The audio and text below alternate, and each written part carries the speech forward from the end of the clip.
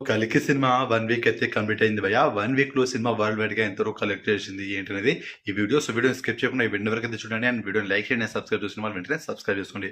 So 'Prabhas and Nag Ashwin' కాంబినేషన్‌లో వచ్చిన cinema 'కల్కి 2898 AD'. So cinema first 4 days వీకెండ్‌లో సినిమా 555 కోట్లు కలెక్ట్ చేసింది. అండ్ ఆ తర్వాత 1 వీక్ అయితే కంప్లీట్ అయిపోయింది.